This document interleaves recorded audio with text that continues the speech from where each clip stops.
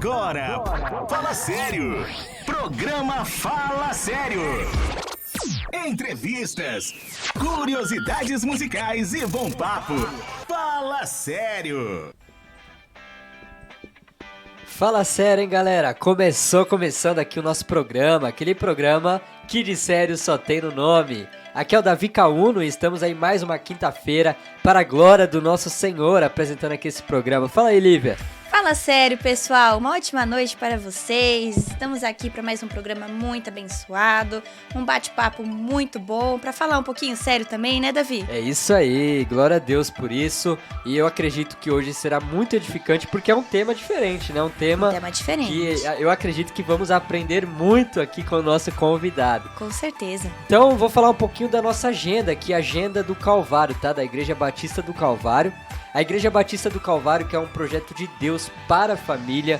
Nós temos 3 cultos aqui no domingo, tá? O primeiro, às 8 horas. O segundo, 10h30. Então venha cultuar conosco aqui na Igreja Batista do Calvário no domingo, né? Das 8 e também 10h30. Então você tem ali a facilidade de estar escolhendo um horário que é adequado para você estar cultuando ao Senhor junto conosco aqui como corpo. E também terça-feira temos o nosso culto de oração. Vem orar conosco aqui, tem sido uma bênção. E eu vou falar para você que todo final de mês, toda última terça-feira do mês tem um culto de missões. O nosso convidado ele já participou aqui trazendo uma ministração, uma palavra num dos cultos de missões. Então tem sido uma bênção.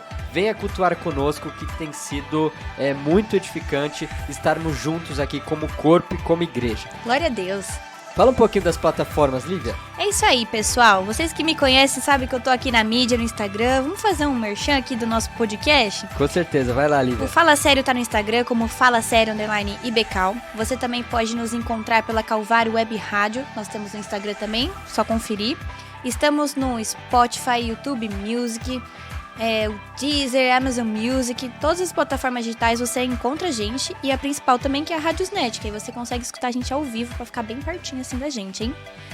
Lá no nosso Insta tem um link, tá bom, pessoal? Vocês podem estar clicando lá que vai ter o acesso para todas as plataformas. Aí você fica ligadinho quando tiver um programa novo. É isso aí, Lívia. E eu vou deixar também o WhatsApp aqui da rádio, caso o pessoal queira mandar uma mensagem, uma sugestão, uma participar de pergunta, promoção, né? Nossa, a gente tava com umas promoção aí muito bacana. Muito boa. Então fique por dentro e mande uma mensagem lá no nosso WhatsApp, tá? Eu vou deixar o número aqui, ó, é 11 97044 7415. Eu vou repetir.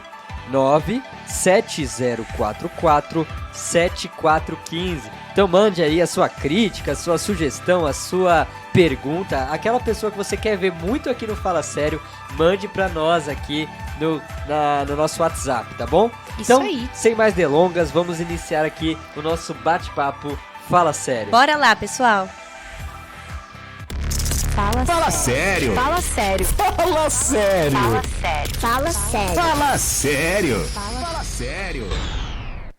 Fala sério. Fala Começou sério. aqui o nosso bate-papo. Lívia tem as honras de apresentar o nosso convidado de hoje. Hoje nós estamos com o pastor Samuel Silva. Salve de Aplausos, palmas. aplausos. Isso aí.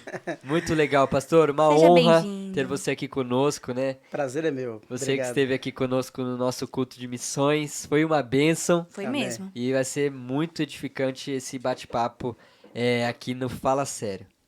E eu gostaria de começar esse programa conhecendo mais do Senhor. Se você pudesse falar um pouquinho mais de quem que é o Samuel Silva, o pastor Samuel Silva. E vai ser uma bênção a gente conhecer um pouquinho mais de você. Fala Ok. sério, hein? Opa, sério? Papo é sério, hein?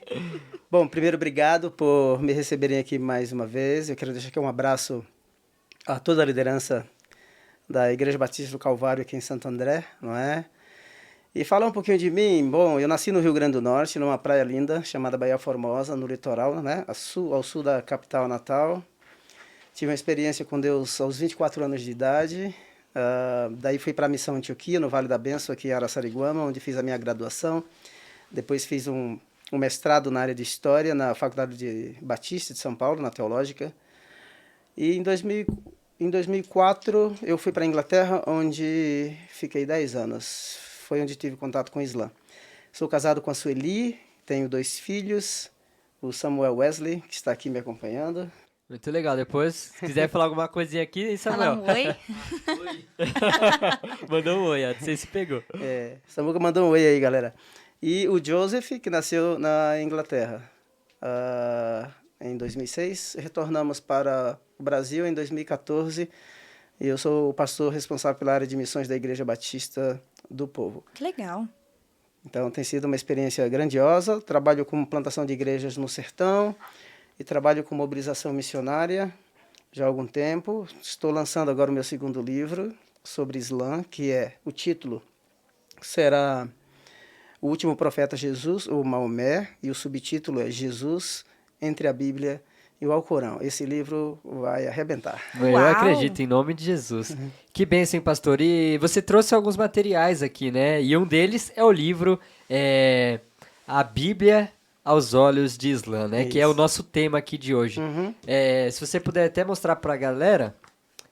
Aí, ó, Pastor Samuel Silva, A Bíblia aos Olhos de Islã. Quem tá no YouTube tá privilegiado nesse momento, viu, galera? É Se isso você aí. tá pelo Spotify, dá uma corridinha lá pra você dar uma olhada nesses livros. E depois, você que tá assistindo aqui pela rádio ao vivo, depois você consegue também acompanhar no YouTube, né?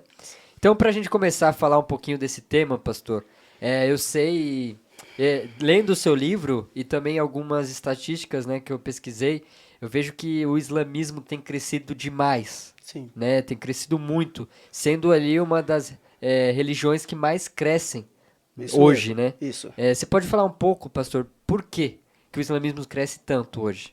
Olha só, uma coisa interessante é que a taxa de natalidade entre muçulmanos e não muçulmanos, ela tem uma diferença muito grande. A taxa de natalidade entre os muçulmanos é de 2,9%. A taxa de natalidade entre os não muçulmanos é de 1,6%.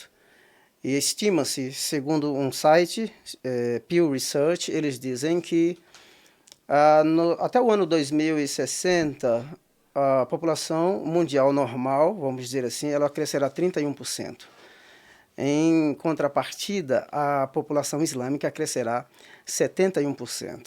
Ou seja, estima-se que até 2060 haverá cerca de 3 bilhões de muçulmanos no mundo. Nossa. Bastante Então, coisa. a população cresce e é interessante a gente pensar, porque a taxa de natalidade mesmo no Brasil, ela é baixíssima, não é? Um britânico, por exemplo, ela é baixíssima. Enquanto o britânico não tem filhos, um muçulmano, ele normalmente tem 4, 6, 8 e assim por diante. E a gente vê até no Brasil, né, que a gente não via isso antigamente, né? Hoje, direto a gente se encontra, né, com muçulmanos, islâmicos, no nosso dia a dia. Sim. Por quê? Existem alguns países alvos da imigração islâmica. Nós temos que pensar, primeira coisa, que o Islã ela é talvez a religião mais missionária, missiológica, missional que a gente possa imaginar. Por quê? Porque no ano 622, quando Maomé sai da cidade de Meca e vai para Medina, então ele realmente migra. Então ele sai de uma religião, de um pequeno grupo perseguido e se estabelece em Medina. Então, a partir dali, há o conceito no Islã de que o muçulmano, como uma faceta da expansão do Islã, ele migra. E quando ele migra, ele leva a sua religião.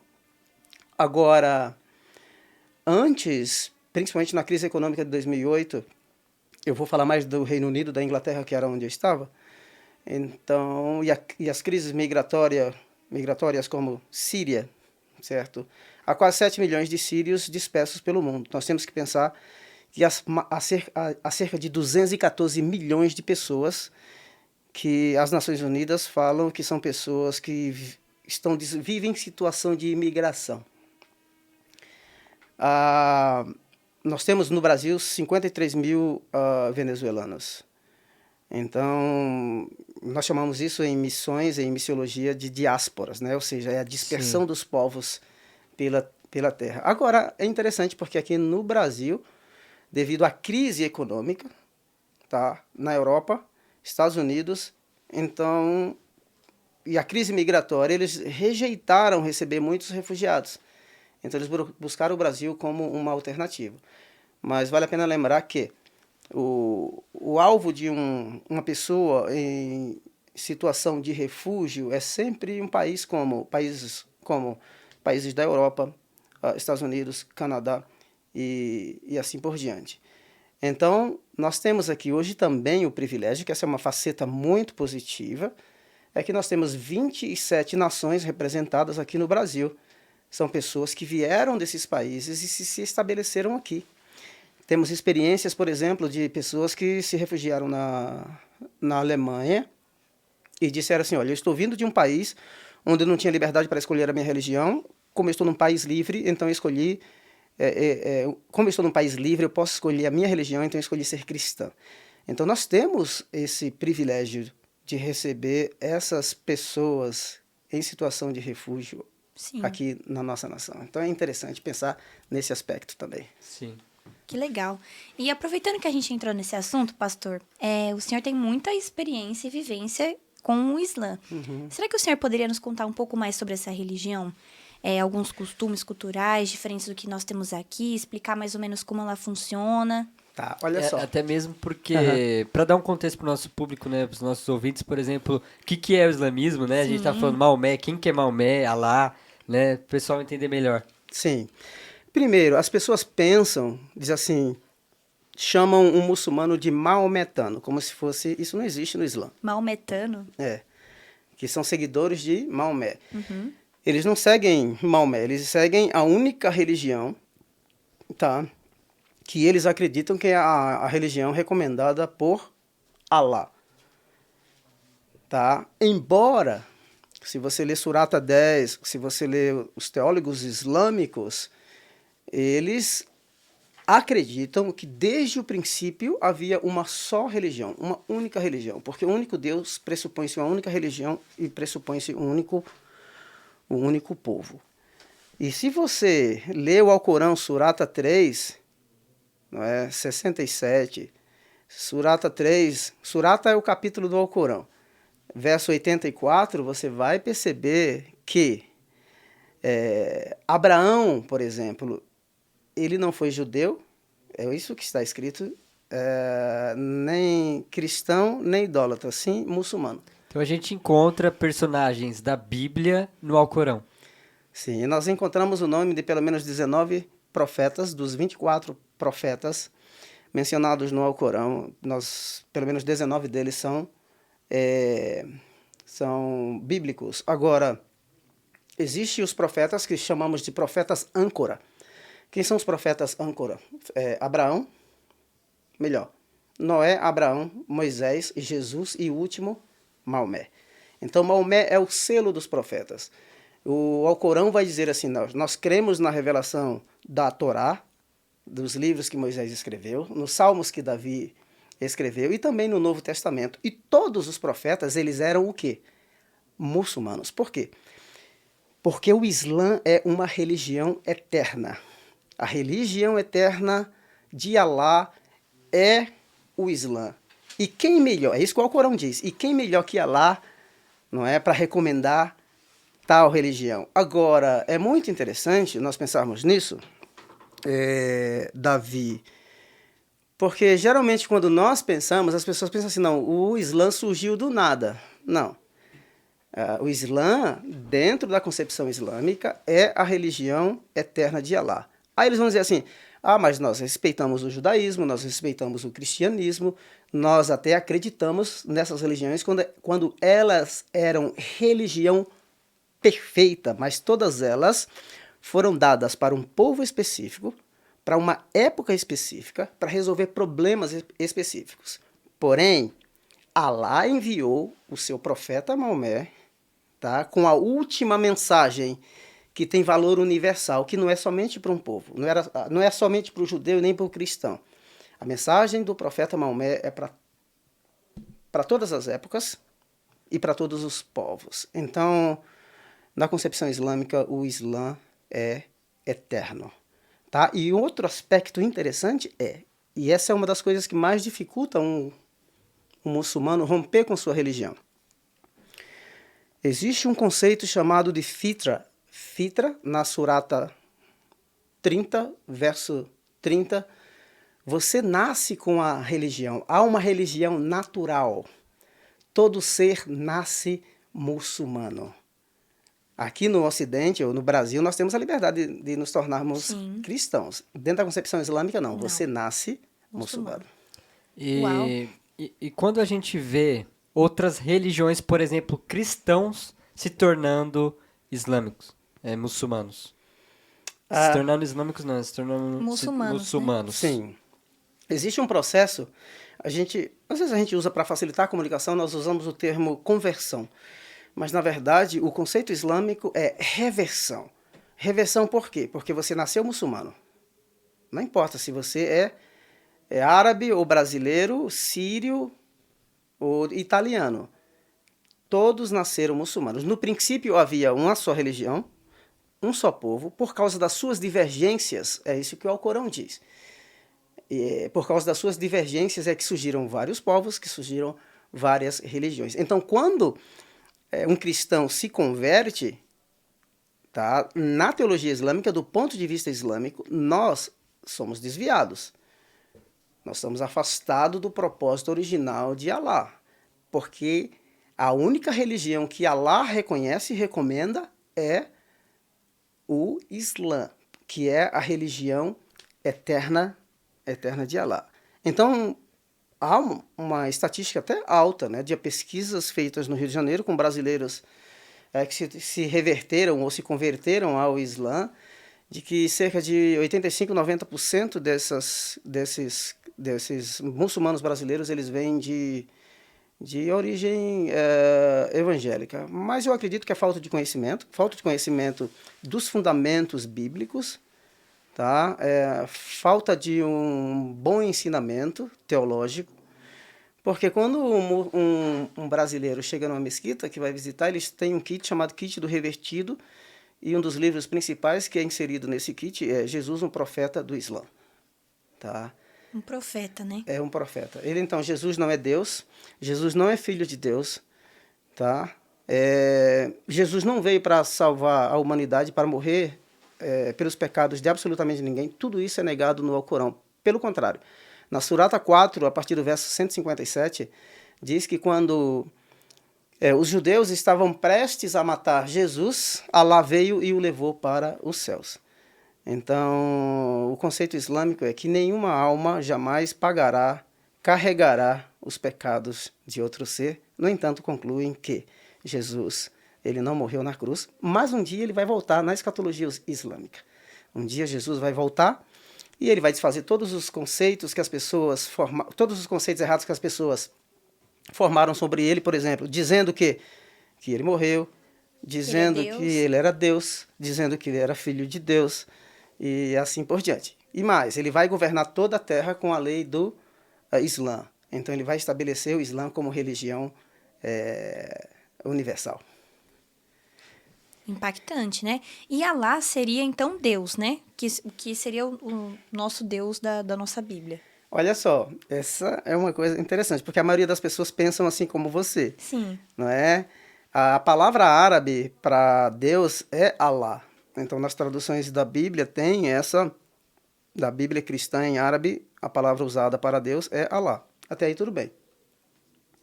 Mas quando a gente analisa o Deus da Bíblia e o Deus do Alcorão, você percebe que nós estamos falando de duas pessoas totalmente distintas. Diferentes. Sim. Né? E lá na Surata 49, no verso 26, vai dizer que os muçulmanos convidando os judeus a se tornarem muçulmanos, porque dizem que o seu Deus, o Deus dos judeus, é o mesmo Deus dos cristãos. Só que, deixa eu ler o verso aqui, já que eu abri no Alcorão. Se quiser até mostrar pra galera, mostrar a capa. o Alcorão. Aí, pessoal. E eu fiz o meu livro bem semelhante, tá? Com as cores, porque eu gosto das cores. Legal, hein? Tá aqui. E ele é comentário... Tem comentários? Ele tem um comentário do professor Sami El-Hayek, tá? Olha só o que é que o texto diz. Surata 29, verso 46. E não disputeis com os adeptos do livro são judeus e cristãos, senão da melhor forma, exceto com os injustos dentre eles. Dizei-lhes, cremos no que nos foi revelado, ou seja, nos livros do Antigo Testamento, na Torá, que é o livro de Moisés, o Zabur, que são os Salmos, e o Injil é a palavra árabe para o Novo Testamento. Dizei-lhes, cremos no que nos foi revelado, assim como no que vos foi revelado antes. Nosso Alá e o vosso são um, e a ele nos submetemos. O que eles estão dizendo é assim, olha, o teu Deus é o meu Deus, agora eu tenho aqui a última revelação, então você judeu, você cristão, se submeta, porque nós estamos falando do mesmo Deus. Só que o Deus do Alcorão, ele não entra no tempo e no espaço. O Deus do Alcorão, que é o contrário do Deus da Bíblia, quando Adão e Eva pecaram, eles se esconderam dentro das árvores, e Deus está lá, onde vocês estão? Eu ouvi a tua voz e me escondi, o ser humano em fuga. A gente percebe que o Deus da Bíblia, ele entra no tempo e no espaço, ele se revela, ele fala. Nós temos várias ações de Deus no tempo e no espaço. De acordo com o Alcorão, se você ler a Surata 7, a partir do verso 24, quando Adão e Eva pecaram no paraíso, o paraíso não é na terra, na concepção cristã o paraíso é em algum lugar na terra, na concepção islâmica o paraíso é em outro lugar, no espaço, ele está em algum lugar. Então Alá os expulsou do paraíso para a terra. E aqui na terra eles estão em estado de juízo, sendo punidos, e um dia vão retornar para o paraíso em algum lugar. Então, quando, por exemplo, a palavra amor, não existe um relacionamento entre o Deus do Alcorão e o muçulmano. Ele se relaciona simplesmente através das orações e somente em árabe, porque ele não fala nenhuma outra língua. Só fala árabe. Só árabe. Puxa vida, que limitação, né? E aí nós percebemos que o Deus da Bíblia, ele fala, ele se relaciona, nós não somos escravos, pelo contrário, nós somos filhos, nós o chamamos de Abba, nós nos comunicamos com ele, nós dizemos que o amamos e nós experimentamos o amor. Então, assim, nós estamos falando de dois seres totalmente distintos. E é interessante, né, como você leu aí na Surata, eles creem que a Bíblia foi revelação de Alá, né? A Bíblia, o Novo Testamento, né, a Torá, foi revelação de Alá. E eu li no seu livro que você diz que Alá indica a Torá, indica a Bíblia, né? Sim. Se você ler Surata 10, verso 94, assim, ó, quando vocês tiverem dúvidas, consultem o povo do livro. Tá? O povo do livro... O povo do livro são os judeus e são os cristãos. Então... Interessante, ele se refere tanto aos cristãos quanto aos judeus. Isso, tanto aos cristãos quanto aos judeus. E se você ler a Surata 42, você vai perceber isso de forma mais categórica ainda. De que quando judeus e cristãos tivessem qualquer disputa com Maomé, que eles lessem as escrituras, ou seja, isso significa que muçulmanos, judeus e cristãos tinham acesso às escrituras sagradas. Agora, até essa época, se Maomé recomenda, significa que ele está, e recomenda dizendo assim, julgue as causas e as disputas de vocês de acordo com o que está escrito no livro de vocês. Então, significa que se Maomé recomenda e se Maomé manda que as pessoas leiam o livro ou consultem o povo do livro, ele está dizendo que havia uma cópia original, inalterada e não corrompida das Escrituras, que é isso que eles vão dizer depois, que eles não crerem. Por quê? Porque o texto bíblico, as Sagradas Escrituras foram corrompidas. É por isso que eu decidi escrever o meu primeiro livro, para mostrar que não foram alteradas, não foram corrompidas, e que nem mesmo o Alcorão aprova isso. Pelo contrário, o Alcorão endossa de que havia cópias que eram lidas e os problemas eram julgados de acordo com a lei ou com os escritos sagrados dos judeus e dos cristãos.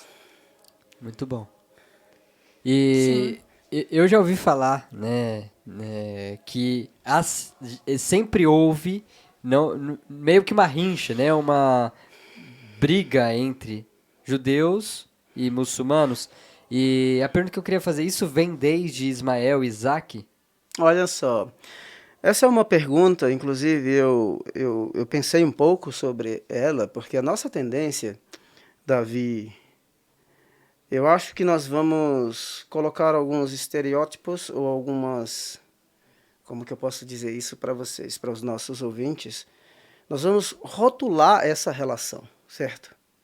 Nós vamos rotular essa relação para colocar um conflito entre judeus e muçulmanos, ou sedimentar isso. A primeira coisa que nós temos que realmente pensar é que a origem de toda inimizade, ela surge a partir do pecado. Então, o pecado é a origem de tudo isso. Muito bom. O homem quebrou o seu relacionamento com Deus. Tá? Você percebe lá o primeiro homicídio, quando Caim matou Abel. Você percebe toda a problemática, a pecaminosidade humana em Gênesis 6, ela sobe até Deus, e Deus desce para julgar o povo, dizendo assim: a existência de vocês será 40 anos. Tá? E aí Noé começa a construir a arca.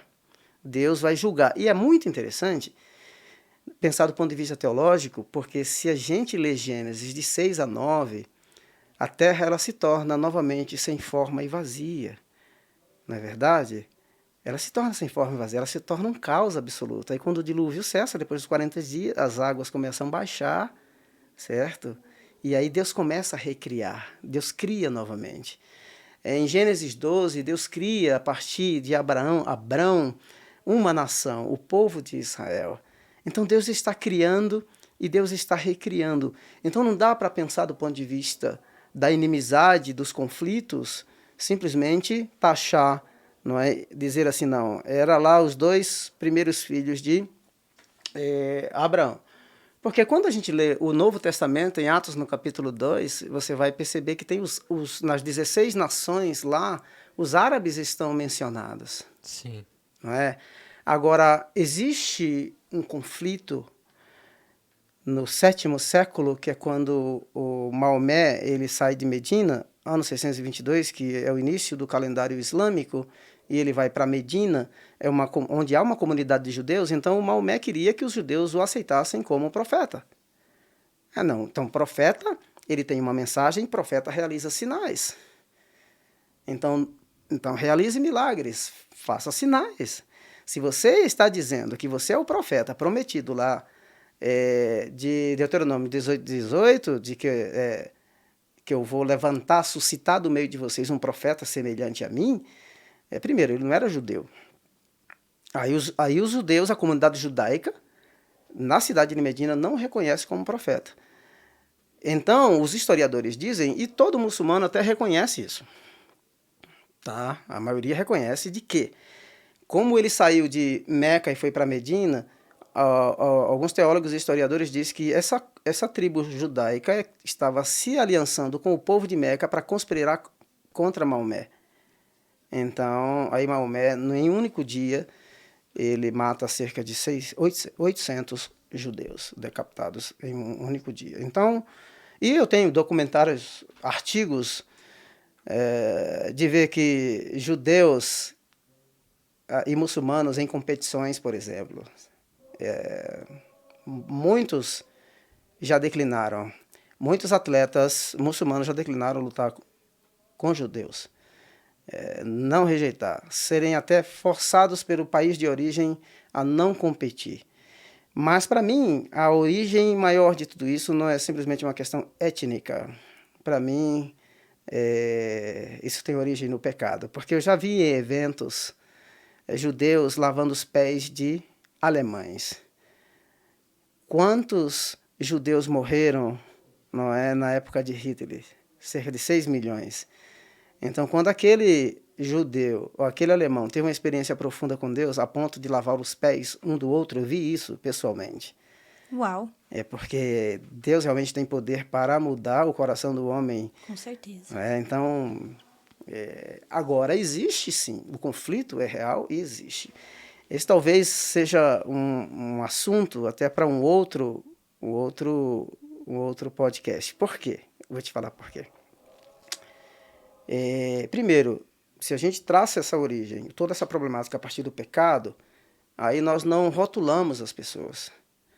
Agora, existe registros históricos que mostram como essa relação é tensa, tá? Entre judeus e muçulmanos, judeus e palestinos, e assim por diante. Mas a mensagem do Evangelho é linda quando você lê o livro de Efésios, que diz assim, olha, de todos os povos, ele fez um único povo.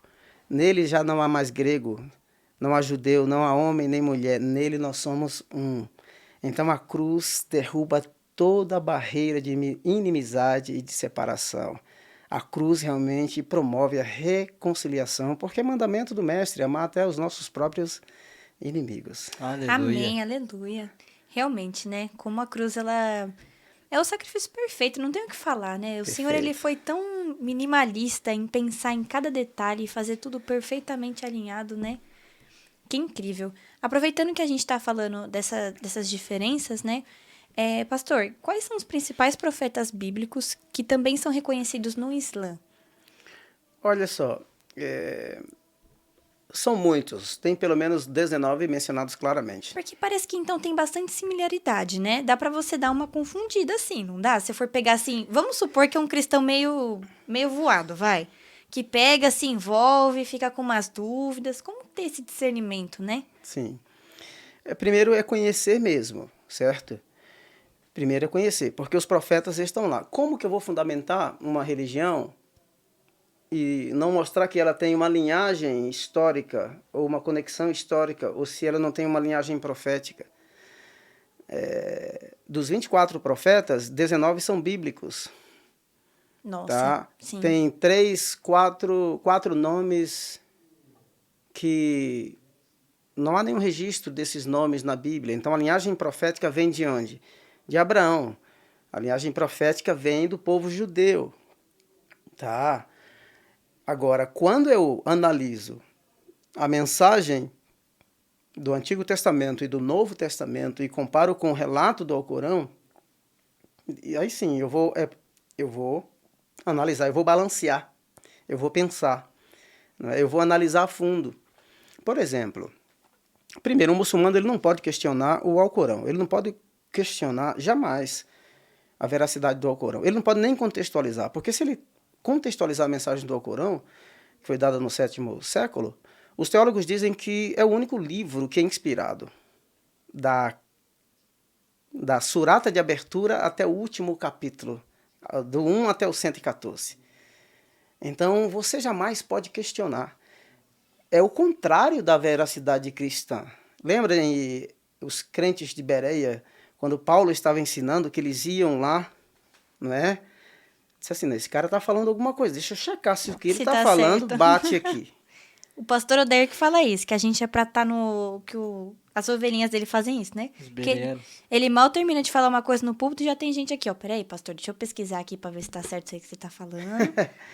Isso é bom, então, é uma boa prática. Não, é uma boa prática, porque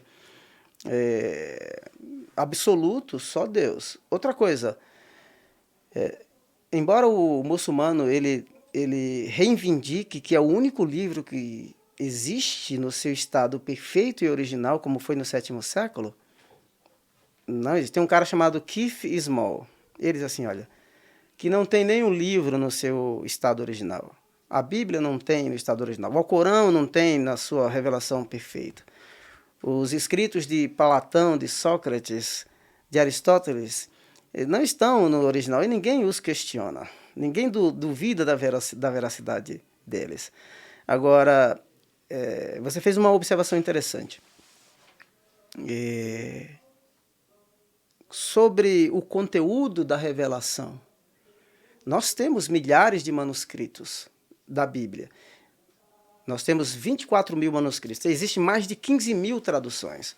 Só do Novo Testamento, dos pais da igreja, existe 36.800 e tantas citações do Novo Testamento, que só com essas citações Daria para reescrever, né?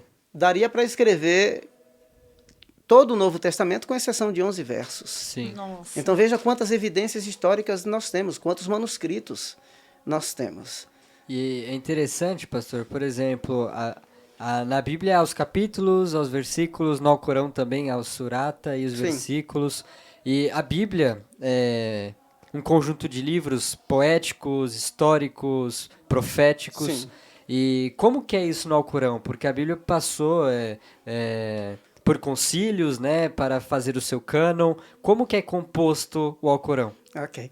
O Alcorão, as primeiras revelações que o profeta Maomé teve foi a partir do ano 622, quando ele saía para meditar na chamada Caverna de Hira. Então, ele começou a ter as suas primeiras revelações. Então, toda a revelação do Alcorão, ela deu-se num período de 23 anos.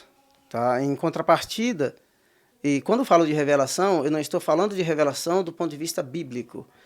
A Surata 96 diz que quando o anjo Gabriel apareceu para o profeta Maomé e disse, recita, recita, como posso recitar se eu não consigo ler? Então, daí é onde eles pegam o conceito de revelação, que a mensagem de Alá, dada através do anjo Gabriel, num período de 23 anos, tá, ao profeta Maomé, foi exatamente da forma como o anjo Gabriel ditou. Então, o Alcorão, ele foi ditado pelo anjo Gabriel a Maomé e os seus compiladores o copiaram. Então, eu não vejo no Alcorão aquela inspiração, aquele sopro de Deus, da mesma forma que nós... Não. Não. Eles não entendem desta forma. Não, eles não entendem da forma. É um ditado mesmo. É um ditado. Sim, diferente do nosso conceito, nós temos duas palavras, que é 2 Timóteo capítulo 3, verso 16, não é? Que diz que realmente o texto foi soprado, respeitando todas as faculdades intelectuais e culturais daquele que escrevia, certo? Então há um sopro de Deus. Deus inspira, ele inspira, os apóstolos e os profetas escreveram, e o Espírito Santo os ilumina. Sim. Na hora do registro, não é? O Espírito Santo os guia e os conduz. Essas duas etapas, do ponto de vista da revelação bíblica, ela é totalmente eliminada no conceito de revelação do Alcorão. Maomé, ele foi neutralizado. O anjo Gabriel, eles foram só instrumentos por meio dos quais a revelação de Alá está aqui. Essa revelação é eterna, ela sempre existiu, de acordo com o ponto de vista da teologia islâmica, o Alcorão sempre existiu eternamente ao lado de Alá. Então, do jeito que o muçulmano tem o Alcorão no texto árabe original, segundo eles, é a boca de Alá falando diretamente para eles. Interessante. Nossa, muito interessante. E pastor, aqui no cristianismo, né, na teologia, nós temos diversas escolas de pensamentos, escatologia, né? Nós acreditamos que Jesus irá voltar e um dia reinaremos com ele, estaremos ao lado de Jesus. Que o islamismo apresenta, né? O que os muçulmanos acreditam pós esse tempo aqui na Terra? O que acontece? Qual é a escola do islamismo? Olha só, tem várias escolas de pensamento, tá? Então, conforme a pessoa interpreta o texto, então ela aplica.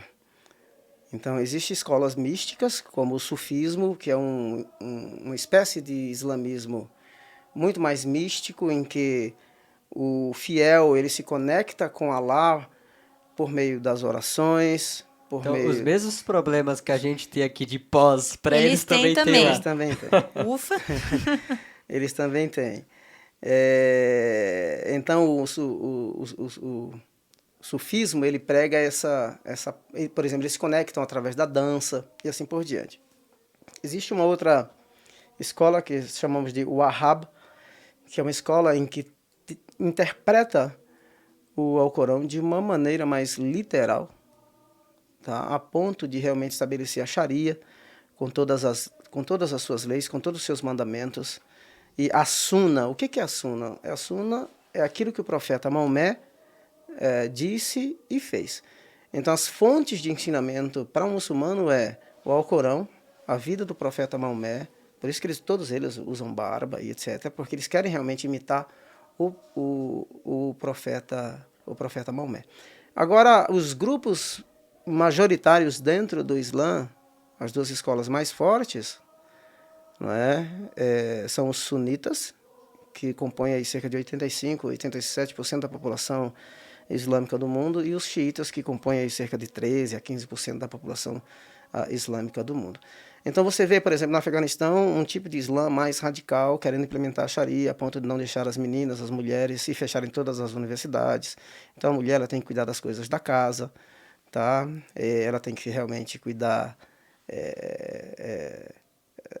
da família, dos filhos, e assim por diante. O testemunho de uma mulher, por exemplo, o testemunho de duas mulheres é equivalente ao testemunho de um único homem, ou seja, se houver um julgamento, o testemunho de duas mulheres equivale ao testemunho de um único homem.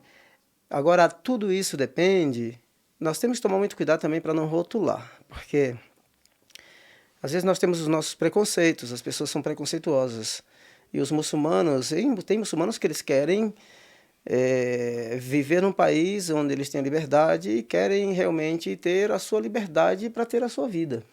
E a liberdade religiosa também, né? Liberdade religiosa também. Alguns procuram, porque vocês viram o que aconteceu lá no Iraque, no Irã, por causa do hijab, né? Por causa do uso do véu. Sim, sim. Então, quase 15 mil pessoas foram presas, mais de 500 pessoas foram mortas. A mulher, no contexto árabe, ela não pode viajar sem a companhia de um homem.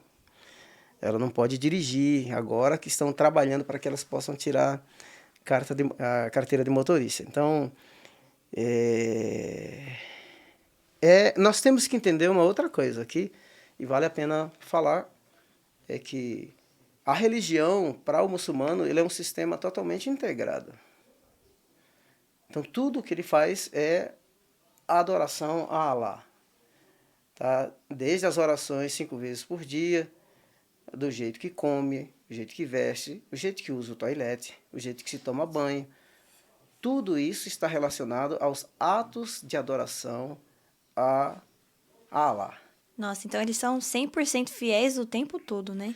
Olha só, eles tentam, pelo menos tentam, não é? Agora, há uma preocupação, porque eu entendo que há muitos muçulmanos que são piedosos, que eles querem realmente agradar o Deus deles. Por quê? Porque a salvação, no conceito islâmico, ele tem que fazer boas obras. Por quê? Porque quando for no dia do julgamento, o que é que vai acontecer? Allah vai pesar as más obras e as boas obras. Se as boas obras excederem as más, ele entra no paraíso. Se as más obras excederem as boas obras, então ele recebe o julgamento e vai para o inferno. Então a salvação vem por obras, então, né? É uma das facetas da salvação. Porque há uma teologia, outro aspecto teológico no Alcorão que diz que Allah encaminha para a senda reta quem ele quer e ele desencaminha para a senda reta quem ele quer. Então há um conceito de predestinação barra não tem muito fatalismo. O que fazer, né? Tipo, se ele não quiser, mesmo que você tenha boas obras, então... Sim, não tem. Entendi. Então, aproveitando essa questão sobre a salvação, será que o senhor poderia falar um pouco mais sobre isso? Porque no cristianismo a gente tem a cruz, certo? E é ela que nos traz essa aliança de volta com Deus. Então, como que eles atingem? Tipo, como que eles são meio que libertos do pecado? Tem essa questão? Não existe o conceito de pecado. Nós acreditamos que todo ser, quando ele nasce em estado de pecado. Natureza pecaminosa. Romanos capítulo 3. Todo ser nasce como a natureza pecaminosa. No Islã, todo ser nasce em estado de fitra, em estado de pureza. E aí, quando ele nasce, ele se corrompe. Se corrompe por quê? Porque vê os demais se corromperem. Agora é muito interessante. É muito interessante por quê? Porque o Maomé, ele disse que todo ser humano que nasceu, ele foi tocado por Satã, nos dois lados, mostrando que o ser humano, ao nascer, puro, mas se tornou pecador porque Satã o tocou com seus dedos nas suas laterais. O único ser que nasceu, que Satã, que o diabo não conseguiu tocar e contaminá-lo, foi Jesus.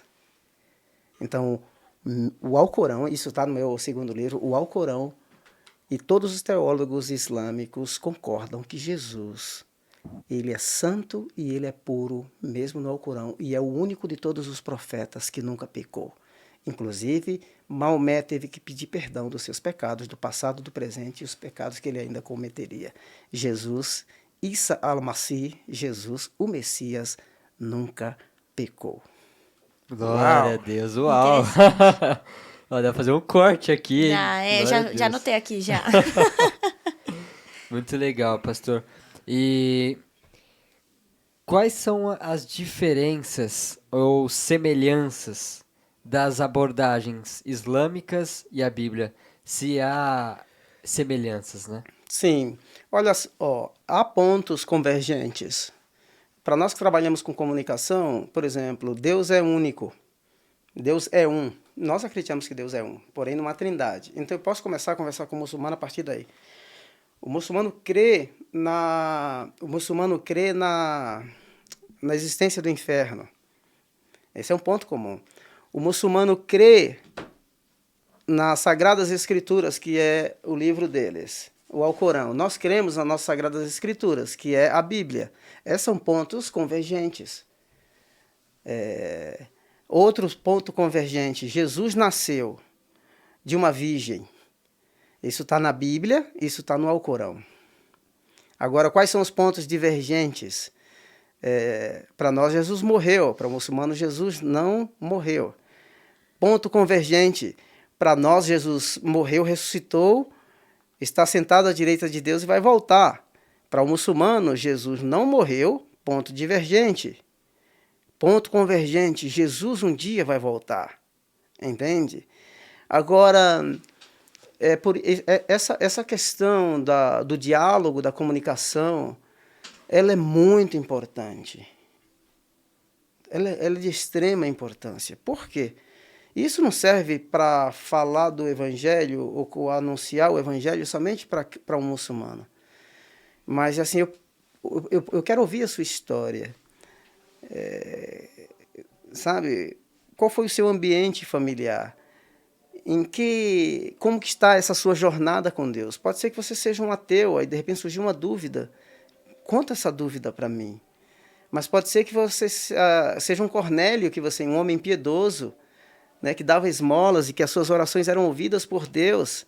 Olha, o cara já está numa jornada com Deus. Um fruto que está amadurecendo porque está tendo experiências com o divino, com o sagrado, com o eterno. E quem que resiste? Quem resiste é Pedro. Deus fala com o Cornélio, um gentil, centurião romano, e o cara obedece tudo rapidinho. E quem que resiste? Pedro que resiste. O anjo tem que falar 3 vezes pro cara. Aí depois é que ele vai na casa do Cornélio. Então, veja só. Aí vai dizer, não, mas nunca comi nada impuro, não chama impuro aquilo que eu purifiquei. 2 coisas. Deus está trabalhando na vida da igreja. Deus está trabalhando nas nossas vidas. Nós estamos numa jornada de crescimento e de amadurecimento. Sabe? E Deus não se adequa simplesmente à nossa teologia muito bem formatada, às nossas práticas religiosas. Sabe? Deus estava trabalhando na vida de Pedro, estava trabalhando na vida de um centurião. Deus trabalha na igreja e trabalha no mundo. Deus trabalha na sua igreja e transforma a sua igreja para impactar o mundo. É tanto que depois, lá no Concílio de Jerusalém, no ano 59, Atos capítulo 15, Deus vai dizer assim, olha, ele se reúne e decide assim, não, recebam os gentios, não coloquem peso. Se você ler Atos 10, 34, você vai ler que diz assim, não, Pedro vai ter experiência em descobrir que Deus não trata as pessoas com parcialidade. Então é muito interessante para nós pensar que Deus é um Deus em missão, que Deus é um Deus em ação. Ele age na vida do povo, na vida da sua igreja, e Ele está trabalhando no mundo. Então, quando eu entro nos ambientes, sejam eles quais forem, seja dentro de uma universidade, seja no hospital trabalhando, seja na escola, seja eu um aluno, seja um professor, como cristão, eu tenho que discernir o que é que Deus está fazendo naquele lugar. É ter a consciência de que nós somos um povo em missão, porque Deus é um Deus em missão. Deus é um Deus em missão. Hoje, nós cristãos, todo cristão tem que ter essa consciência vocacional, sabe? De que não é porque eu estou dentro de um ambiente secular, entre aspas, me deixe dizer aqui secular, porque secular existe para nós, para o muçulmano não existe secular. A definição de religião para o muçulmano, em árabe, é din, a palavra din. Ele vai dizer assim, olha, os ocidentais pensam que religião é se reunirem uma vez por semana, no domingo, não é, para serem ministrados, revitalizados e voltar para viver a semana. Ele vai dizer assim, não, no conceito islâmico, religião, ela está presente em tudo. Ela está presente no dogma, ela está presente no poder militar, ela está presente na política, ou seja, não há separação entre secular e sagrado. Tudo é religião e religião é tudo na perspectiva islâmica. E nós precisamos ter essa concepção. Exatamente. Não é? É importantíssimo. Nossa, que interessante isso, né? Deus é um Deus em missão, então. Porque, assim, eu tava no caminho pra cá, eu tava pensando nisso, né? Falei, às vezes a gente acaba pensando assim, não, porque se um dia eu for um missionário, tiver um chamado pra missões, por exemplo, porque eu tenho que ir pra fora, eu tenho que... Às vezes é questão de realmente você parar e ouvir o que outra pessoa quer dizer e o que Deus tá agindo naquele meio, né? E pregar o evangelho, porque, gente, a concorrência tá forte aqui, hein? Meu Deus do céu. Estão muito empenhados, a gente precisa, ir pra cima. Muito legal. E você consegue nos dar algumas estratégias de como evangelizar um muçulmano? A primeira é a oração. Nós temos que orar. Amém. Certo? A segunda é nos prepararmos. O meu segundo livro eu dedico a um jovem chamado Nabil Qureshi. Nabil Qureshi era um muçulmano, filhos de pais paquistaneses que migraram para os Estados Unidos. O Nabil Qureshi, ele estava na universidade e nos Estados Unidos, estudando medicina, e no mesmo quarto ele ficou com um cristão. Olha só. Não é? E ele sempre dizia para esse cristão que a Bíblia do crente tinha sido corrompida e que o Alcorão era o verdadeiro. Aí um dia, esse amigo perguntou, ele estava falando com a mãe dele, o Nabil, e falou assim, você pode descrever para mim o que a sua mãe conversou contigo? Aí o Nabil começou a contar. Aí o amigo dele falou assim, você disse exatamente o que a tua mãe falou para você? Aí ele falou assim, não disse exatamente. Você corrompeu a fala da sua mãe? Aí ele disse assim, não corrompi. Então não é porque eu tenho uma tradução da Bíblia, que ela é traduzida, que o sentido dela, o significado dela foi corrompido. Esse cara se converteu depois de 3 anos. Ele morreu com 29 anos de idade, novíssimo. Mas um cara que deixou muito material no YouTube. Entende? Então, assim, Davi, eu sempre penso assim, Jesus foi estratégico para alcançar as pessoas. Jesus, ele ia para as ruas, ele observava o sofrimento das pessoas, ele as via como ovelhas que não tinham pastor. Jesus ia para a sinagoga, Jesus ia para casamento, tá? Jesus comia com os pecadores. Jesus pegou, isso aqui tem no meu livro que eu chamo de dimensão, eu vejo na cultura que há 3 dimensões da cultura, a dimensão a cognitiva, que é o conhecimento. Então Jesus, em João 6, ele vai dizer assim, olha, não foi o pai de vocês, não foi Moisés que lhes deu de comer, mas o Pai que está nos céus. Vocês comeram o pão e morreram no deserto, mas está aqui o pão vivo que desceu do céu. Se vocês comerem desse pão, vocês terão vida eterna, e eu os ressuscitarei no último dia. Então a gente chama isso de dimensão cognitiva da cultura. Por quê? Porque a cultura se espalha através do conhecimento. Então eu posso me apropriar do conhecimento que o Islã tem. Nós falamos aqui de pontos de convergência. E eu posso iniciar a partir dali, mas de repente já tem um Cornélio que já está tendo uma experiência com Deus. Sim. Deus já está trabalhando. Sim, com certeza. E eu posso fazer perguntas para as pessoas sobre as crenças dela e assim por diante. Então, não dá para colocar dentro de uma caixinha, porque cada caso é um caso. Eu já recebi uma vez uma moça lá em Londres, ela entrou com o hijab, com a cabeça coberta, e ela falou assim: olha, eu estou lendo o Alcorão e a Bíblia e eu estou confusa. Como que é que eu faço? Como que é o sistema de salvação? Como que uma pessoa é salva no cristianismo? Aí eu expliquei para ela. Ela já estava numa jornada com Deus. Olha só que interessante. Interessantíssimo. Então nós vamos encontrar as pessoas, mas para que eu faça essa sondagem, eu tenho que ouvir a história de vida das pessoas. E não tenham medo, os nossos ouvintes não tenham medo.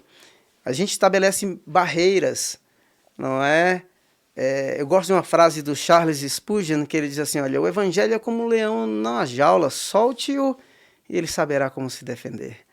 O nosso dever é pregar o evangelho, e os resultados a gente deixa com Deus, porque a palavra que sai da boca dele não volta vazia, mas faz aquilo que lhe apraz. Aleluia. Amém. Glória a Deus.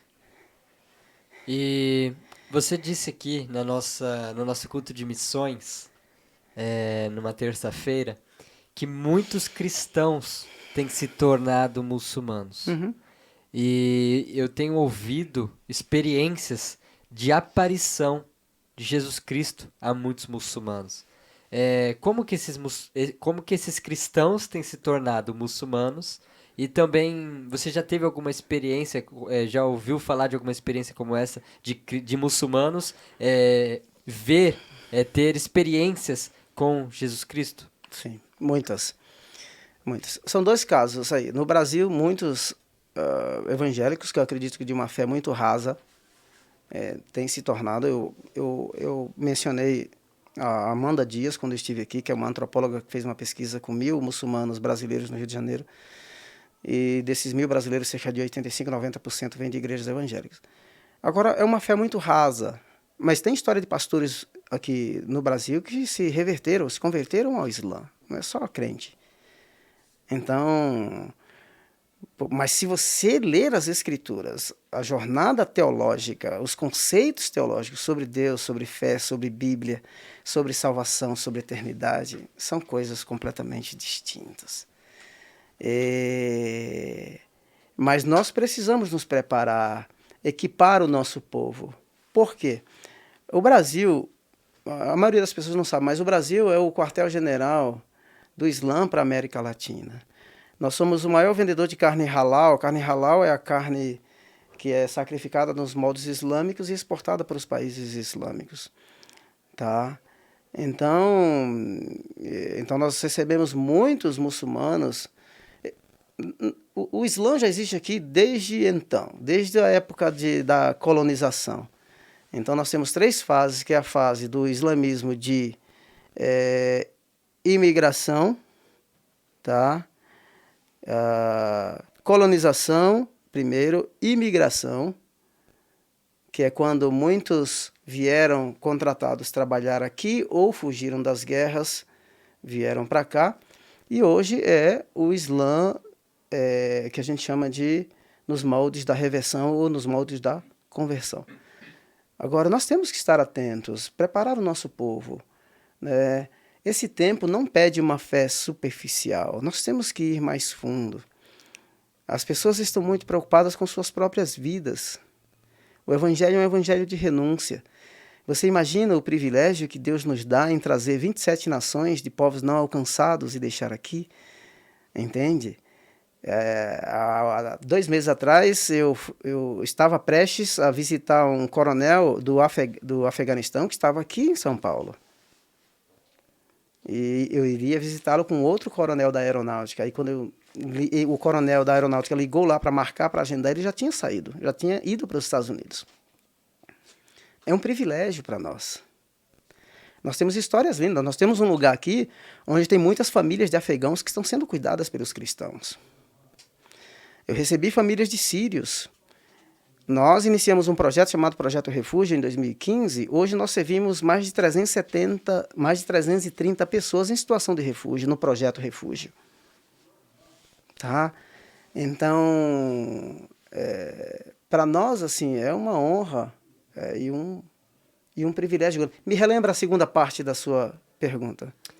Eu tenho ouvido muitas experiências, né, de muçulmanos com aparições de Jesus Cristo. Na quarta-feira da semana passada, eu ouvi uma história, mas eu não vou contar. Eu vou contar que eu chorei quando eu ouvi essa história. Tem um livro chamado, de uma mulher, tem em português, eu atrevi-me a chamar-lhe pai. E em inglês é I dare to call him father. Eu ousei chamá-lo de pai. Eu conheci uma moça chamada Emma, lá em Londres. A Emma era vizinha de uma brasileira.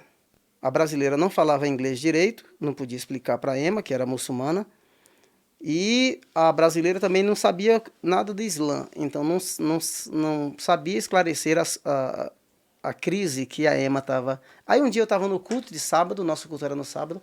Aí chega essa brasileira, dizendo assim, pastor, eu soube que você estuda Islã, essa moça teve 2 sonhos, e eu gostaria que o senhor a ajudasse. Aí eu fui ouvir os sonhos da Emma. E ela relatou que no primeiro sonho Jesus descia dos céus, e tinha um monte de gente, e ele vinha, e ele descia, ele pousava no meio daquelas pessoas. Depois, quando ele pousava, no meio daquelas pessoas, todas as pessoas sentavam, e aí ele olhou para Emma e sorriu para Emma e foi embora. Aí passaram-se alguns dias, a Emma teve o mesmo sonho. Mesma coisa, ele desce, ele pousa no meio do povo, e aí ele olhou para Emma, sorriu, e ele não somente sorriu, mas ele a abraçou. E foi embora. E a Emma ficou confusa. E a Emma falou assim, Samuel, eu estou confusa porque eu leio a Bíblia, eu leio o Alcorão, mas uma coisa é certa, ela disse, eu vou seguir Jesus para sempre. Eu vou seguir Jesus. Glória a Deus. Vou seguir Jesus para sempre. E aí, eu peguei o contato da Emma. Na cultura islâmica, o homem não se relaciona muito com a mulher. Eu nunca mais encontrei a Emma. Mas a gente se falava pelo telefone, depois eu consegui um casal de americanos, inclusive uma missionária que trabalhava no contexto islâmico, que havia acabado de chegar lá no Reino Unido, e ela começou a cuidar da Emma. E um dia a Emma me ligou. E ela falou assim, ela me chamava de Sam. Ela falou assim, Sam, é verdade que quando a gente se torna cristão, Deus vem morar dentro da gente? Mas que pergunta bonita, né? Linda. É. Aí eu falei assim, Emma, mas por que você está me fazendo essa pergunta? Me fale mais, me dê mais informações. Ela falou assim, olha, porque eu sinto que desde o dia que eu decidi entregar minha vida para ele, eu sinto como se alguém estivesse vivendo dentro de mim. Olha só. Aí eu falei assim, é verdade. Quando a gente o recebe no nosso coração, ele vem morar na nossa vida. Aí ela falou assim, Sam, é porque a minha vida tem mudado diariamente. Então é por isso que eu acredito que eu estou diferente, porque ele mora dentro de mim. Aleluia. Glória a Deus. Que lindo. E tem inúmeras. Porque são países fechados. E são eu conheço um geólogo que era do exército iraniano. Ele estava em missão, fazendo treinamento. E eles estavam dormindo numa caverna no período de treinamento. Jesus apareceu para ele. Ele se converteu. Eu conheci esse cara em Londres. E tantas outras histórias. Muito bom, pastor. Testemunhos maravilhosos, né? E se tiver alguns contatos pra gente entrevistar aqui de testemunhos, depois você passa pra gente. Pra gente dar uma ligadinha, né? Tem história aí. Vai ser bênção demais. E, Legal. pastor, a gente vê que... Ô, Davi, só uma... Tem um outro... Pode ficar à vontade. Tem uma outra pessoa, eu tive contato com ele o ano passado. Falo com ele sempre. Ele não aparece por questões de segurança. Não aparece em nada. Absolutamente. O rosto dele nunca é mostrado. Esse cara, ele foi líder de um movimento, né, pró-islâmico, e esse cara estava preso, e ele teve uma experiência com Deus.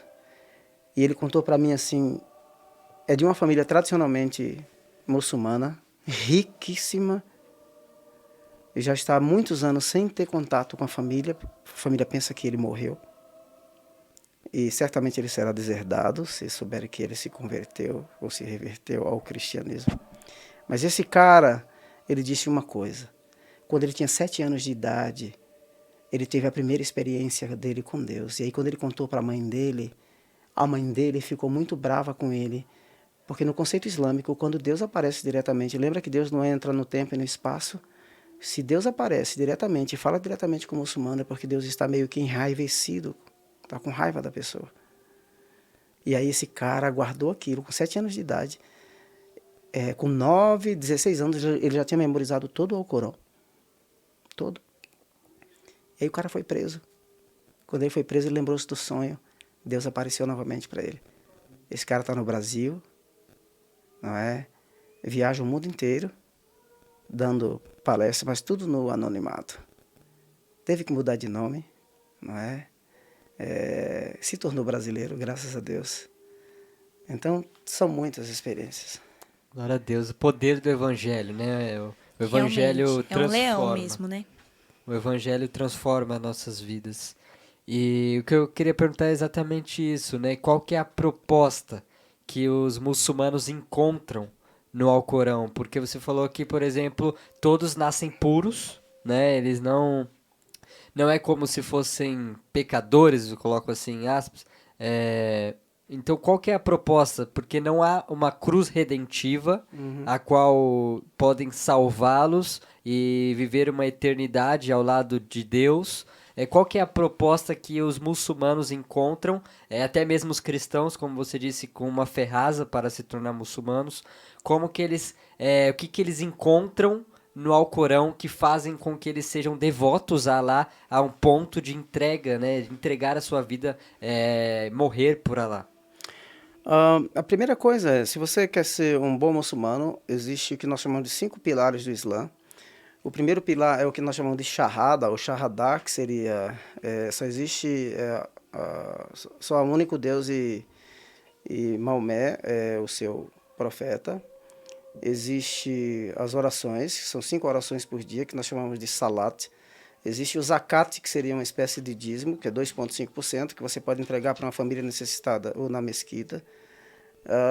Existe o jejum, o Ramadã, geralmente de 29 a 30 dias por ano, não é? Tem um período que eles jejuam, é jejum total, abstinência total de alimento.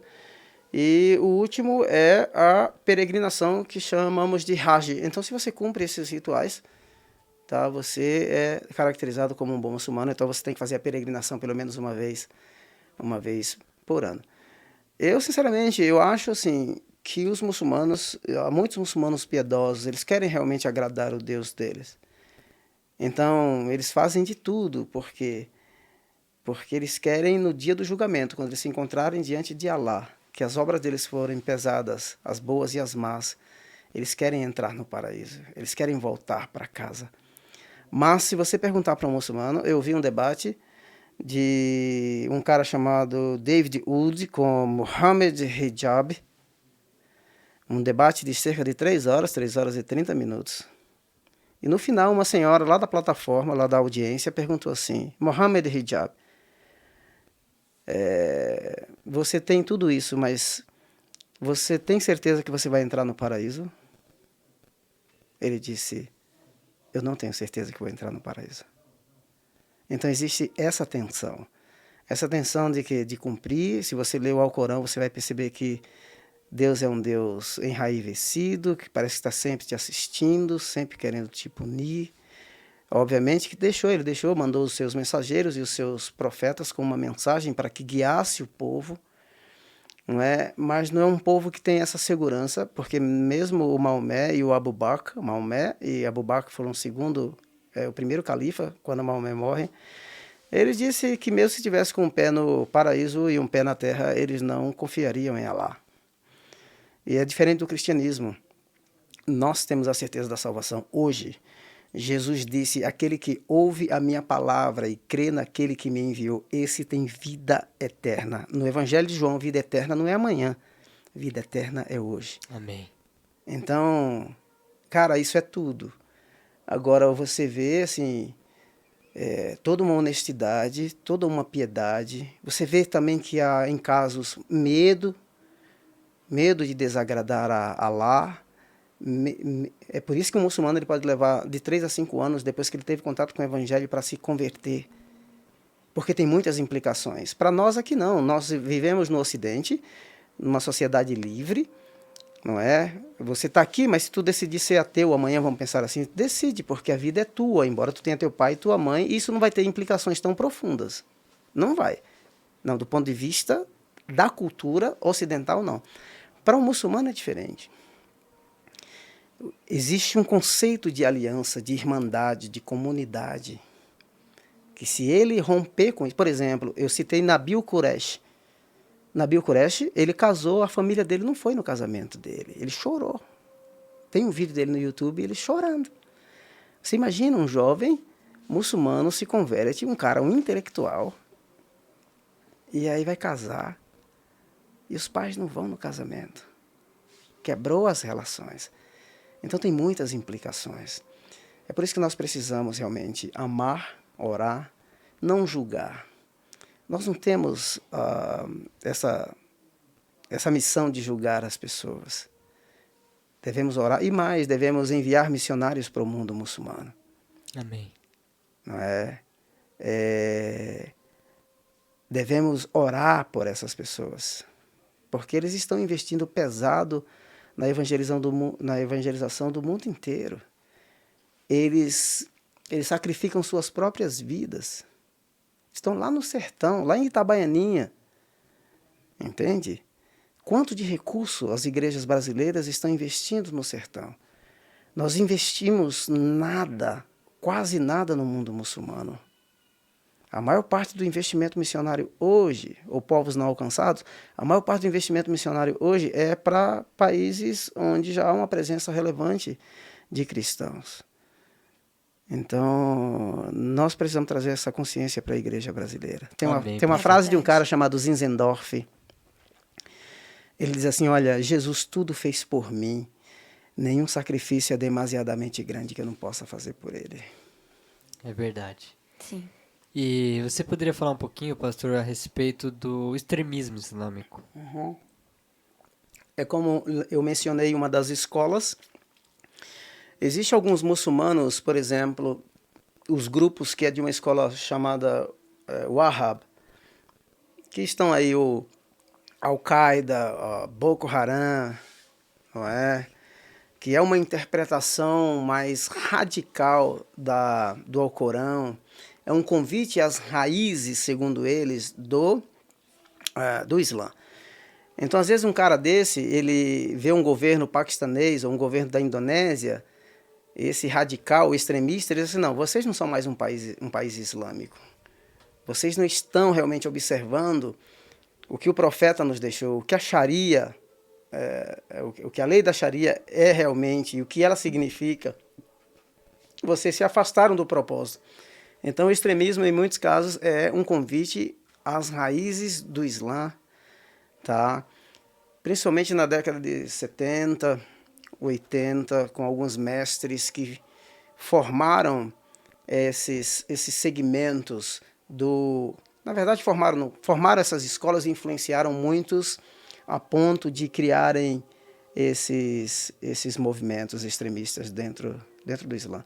Agora, tudo isso não há, nenhum muçulmano vai discordar, tudo isso é baseado numa interpretação do Alcorão, dos versos do Alcorão. Então, há pelo menos cerca de 164 versos do Alcorão, que eles chamam de versos da espada, que tem uma conotação violenta. E porque há duas fases. Uma época era quando Maomé estava em Meca, até 622. A outra fase é a fase de Medina, onde muitos versos aparecem de maneira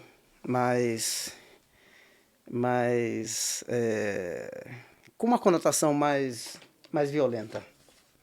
Sim, e eu posso falar assim, que os judeus, por exemplo, são que nem nós cristãos, tem diversos tipos de crente, né? Sim. Tem pentecostal, batista, presbiteriano, e eu acredito que os judeus também têm diversos tipos de judaísmos, né? Uhum. A gente consegue ver até grupos como fariseus, saduceus, e a gente encontra esses grupos, né? Esse grupo extremista dentro do Alcorão, ou é apenas a interpretação desses grupos do Alcorão? A interpretação. É a interpretação Então, mesmo. há as escolas de interpretação, como há escolas de interpretação da Bíblia. Não é? Alguns vão dizer assim, não, o Antigo Testamento não serve hoje, é o Novo Testamento. Uma escola liberal. Não é? A Bíblia não é a palavra de Deus, ela contém a palavra de Deus. Sim. E assim por diante. Então, há toda uma... Agora, quando a gente analisa... Eu prefiro, Davi, usar a lógica. Tá? Eu uso a lógica, eu prefiro usar a lógica do que acentuar a violência. No meu segundo livro, eu mostro que o Jesus do Islã, o Jesus escatológico, quando ele vier, ele vai fazer algumas coisas. Eu falei, desconstruir os conceitos equivocados sobre ele ser Deus, Filho de Deus, Salvador do mundo. Ele vai quebrar todas as cruzes que existem no universo. Tá? Olha só. Ele vai estabelecer o Islã como religião universal. O Islã. Ele vai governar com a lei da Sharia. Ou seja, ele está fazendo uma limpeza. Ele vai proibir o consumo, a criação e o consumo de carne de porcos. Tá? E por último, que aí é onde eu fecho. Existe um imposto chamado jizya. Se você for um muçulmano, ou um cristão, ou um judeu, estiver num país islâmico, você paga uma espécie de imposto. Pelo menos é isso que está lá no site Islam Religion, para que você tenha a sua liberdade religiosa. Esse imposto, quando o Messias vier, tá? Quando Jesus vier, ele será extinto. E ele diz que o imposto, uma vez sendo extinto, não haverá mais liberdade religiosa, porque a única religião será o Islã. Então eu prefiro usar essa lógica. Sim.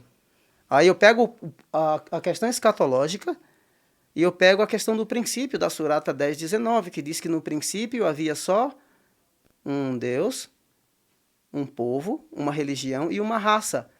E na escatologia é isso que vai acontecer. É verdade. Então, eu prefiro seguir esse caminho do que entrar pelo caminho da violência, embora em dado momento eu quero escrever sobre a questão da guerra, do jihad, do ponto de vista de Deus, que Deus é esse, não é? E assim por diante.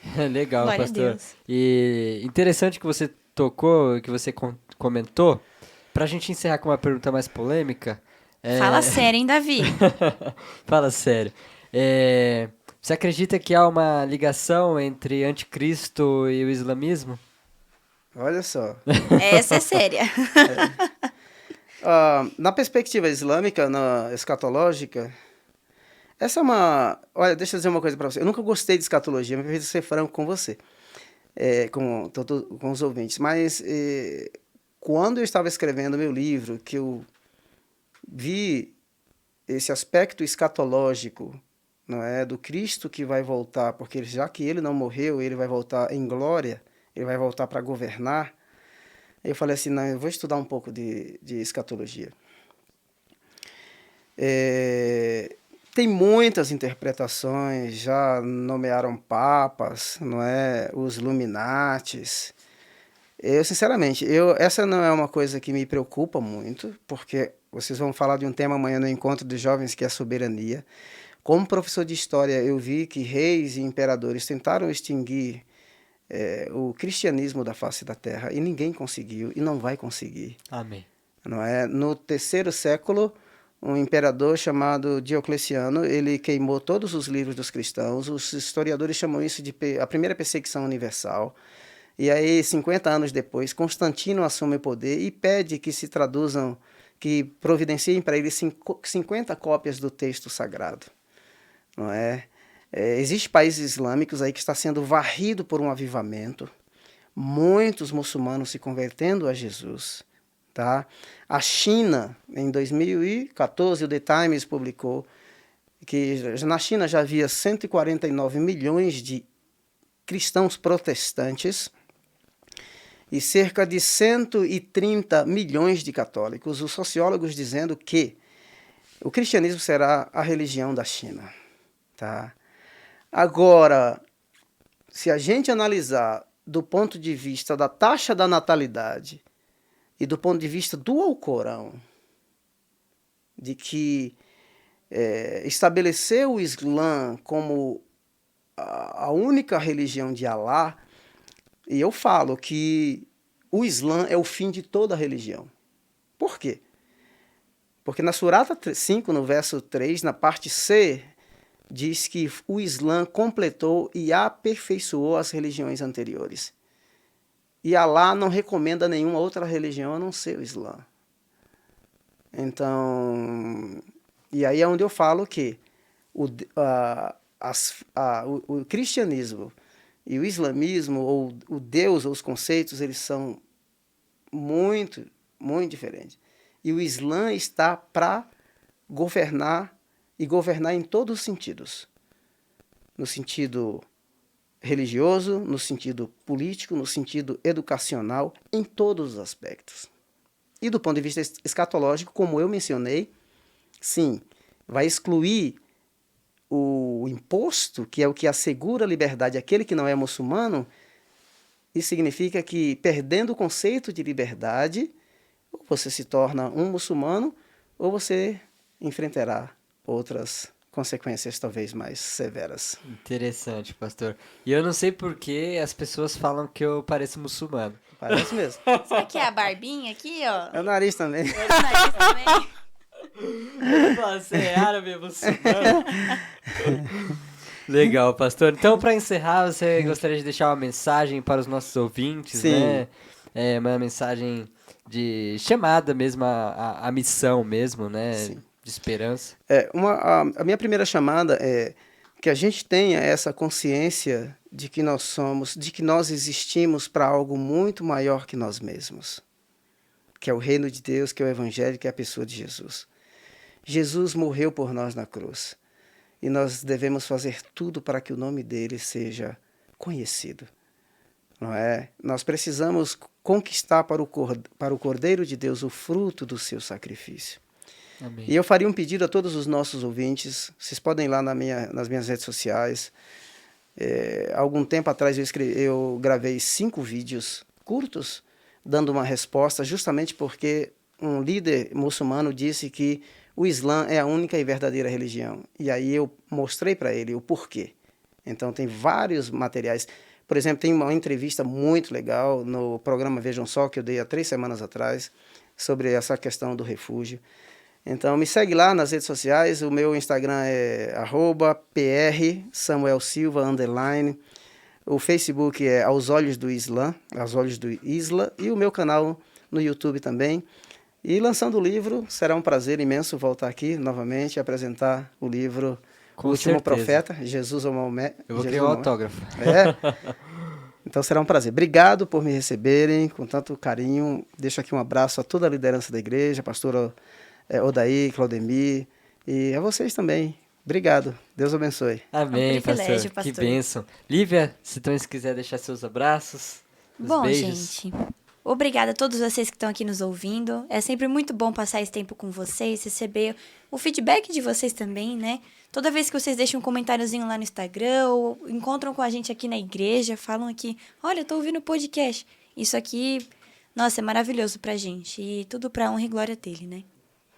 Amém, amém. Eu vou deixar meus abraços também para toda a galera da mocidade, vocês que nos escutam, todos os missionários aí, porque todos vocês são missionários. Nós devemos sim levar a palavra de Deus, nós devemos sim pregar essa palavra transformadora, né? E que possamos, através desse podcast, ter essa consciência, né? Sim, com certeza. Que os muçulmanos, o islamismo, investe forte. Eles investem todos os dias e tem crescido muito, assim como o pastor falou aqui, a religião do Islã. Então, que nós possamos também fazer o nosso papel como cristão. Amém? Pastor, você poderia fazer uma oração para a gente encerrar? Claro, claro. Pai, muito obrigado por esse tempo aqui tão precioso. Obrigado porque o Senhor, por meio da sua graça, alcançou o nosso coração. O Senhor deu um propósito, um sentido, um significado à nossa vida, além daquilo que imaginávamos. E nós te louvamos por isso. Obrigado, Senhor. Usa as nossas vidas para que o teu nome seja conhecido aqui no Sim, Brasil. meu Deus. São Paulo, Santo André, Brasil. Que as nações conheçam aquilo que Jesus, o Filho de Deus, aquele que abriu os braços na cruz e disse, tudo está pago. Em nome de Jesus, Pai, Ele obrigado. pagou o preço pelos nossos pecados. É Ele nos verdade. deu a vida eterna. Eu abençoo esse ministério, essa igreja. Eu abençoo essa ferramenta, esse podcast. Fala Sério. Que essa mensagem chegue a muitos lares, a muitos corações. Em nome de Jesus. Continua usando essa igreja para que teu nome seja conhecido aqui em Santo André e a partir de Santo André. Deus eterno, nós oramos também pela liderança da igreja brasileira. Dá-nos uma consciência missional, missiológica, muito mais profunda. Queremos sim ir até os confins da terra, levar a boa notícia do Evangelho. Usa as nossas vidas, usa o Brasil. Oramos, Deus eterno, pelos segmentos menos alcançados, quilombolas, ribeirinhos, indígenas, ciganos, a comunidade surda. Deus, existe ainda 97 etnias no Brasil que não têm presença evangélica. Usa a tua igreja, em nome de Jesus. Dá-nos os recursos em todos os sentidos, mas, acima de tudo, dá-nos um coração missionário. Amém, Que Senhor. aquilo que Amém, pulsa o Deus. teu coração, pulse o nosso coração. Usa as nossas vidas. Os alunos que estão nas universidades, os professores, os empresários, homens e mulheres que o Senhor deu tantos recursos, que sejam verdadeiros investidores na expansão do teu reino e na edificação da tua igreja. Em nome de Jesus eu Em nome oro. de Jesus. Continue derramando graça sobre nós, que o nosso coração continue sendo impactado pelo Em Senhor. nome de Jesus. E que o nosso coração continue sendo rendido e que pulse de acordo com o pulsar do teu coração. Sim, meu Que aquilo Deus. que quebra o teu coração, quebre o nosso coração. Que o sofrimento que chega ao teu coração, como foi quando o povo estava escravizado no Egito, que tocou o teu coração e o Senhor encontrou Moisés. Deus, que o sofrimento da humanidade que toca o teu coração, Senhor, toque o nosso coração, a tal ponto de o Senhor dizer, eu vi o sofrimento do meu povo e eu te enviarei. Que o Senhor envie o seu povo com a mensagem que liberta, que cura e que transforma. Eu oro em nome de Jesus. Amém. Amém. Isso aí, galera. Esse foi o programa Fala Sério, hein? A gente espera que você tenha gostado. Continue aí ligadinho na nossa Calvário Web Rádio. Aí, galera, um abraço. Fala sério. Fala sério. Fala sério. Fala sério. Fala sério. Fala sério. Fala sério, hein? Que promoção incrível que a gente tá aqui na Calvário Web Rádio. Se você ainda não sabe que promoção é essa, vai lá no nosso Instagram. E a frase de hoje é Cláudio Duarte. Fala sério. Fala sério. Fala sério. Fala sério. Fala sério. Fala sério.